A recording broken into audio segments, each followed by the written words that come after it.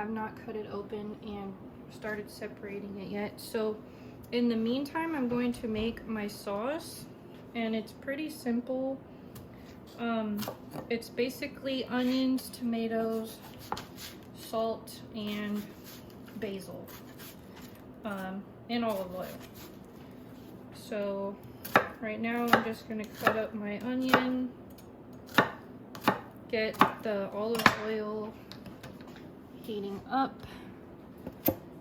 and then once the onions are cooked all the way through, we will start throwing in some tomatoes. So today I went out to my garden. It is Christmas Eve today, and it's kind of chilly outside. So I took out all of my tomatoes that didn't quite turn red yet, and I'm going to be using those in my sauce, which is okay because when they turn red, that's when they are highest in sugar. So as you can see, mine are not all the way red, some of them are. So we're just going to be cutting those up and adding them to the onions once those are cooked through. Alright, so I have some tomatoes cut up and my onions are cooked through, so I'm going to add these.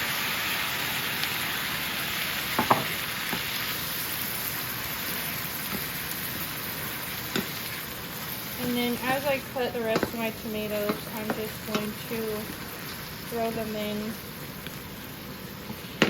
It doesn't matter, because these are going to be simmering down for a while until it creates a thick paste. For the tomatoes, I'm just doing a rough cut. Nothing fancy.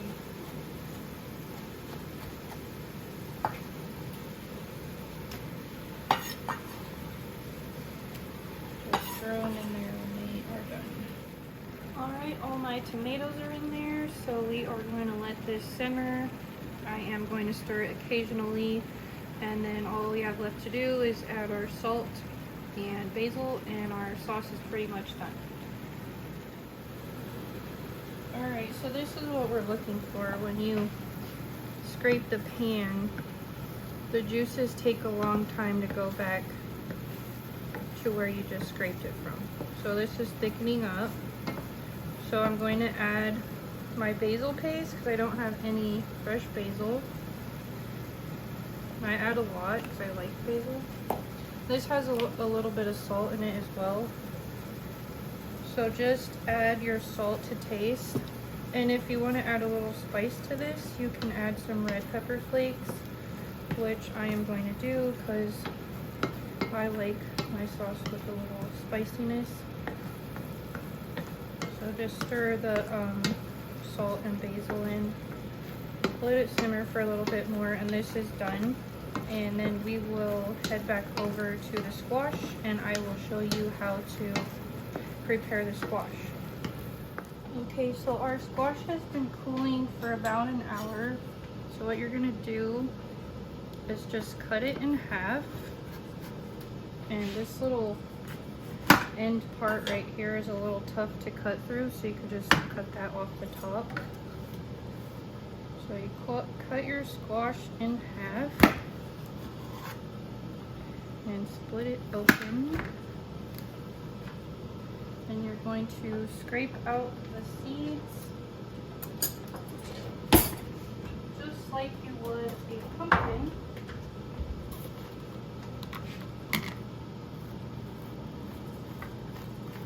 Scrape all the seeds and the inner squishy stuff. And if it's hot after you cut it open, you can let it sit and cool down a little bit longer. This is a little warm, but it's not too hot for me.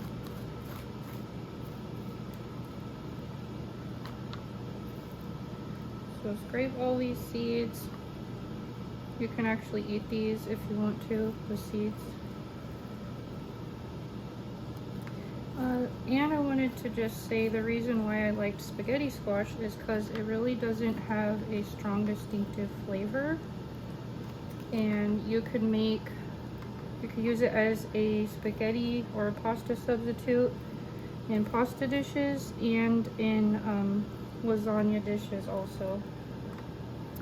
So after you have scraped all the center out, you'll want to get a fork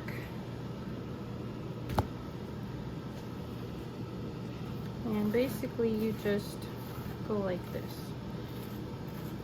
And it comes out very easy and fast. Doesn't take forever. I normally just scrape it right into my pan and then I prepare it for pasta right afterwards. I also freeze whatever I do not use. I freeze it just like this, raw, and after it's frozen and you want to use it again, you just defrost it. Not in like a defroster or anything. Let it sit out on the counter to defrost. And then the squash, because it has frozen, it's going to release some juices. So you're going to want to drain and squeeze out all that juice before you do anything with it, because it's going to be really watery after you freeze it. Okay, so this last part for the spaghetti squash, what you're going to do is take some olive oil, let it heat up. You're going to take the spaghetti squash and sprinkle it around your pan, kind of like a hash brown.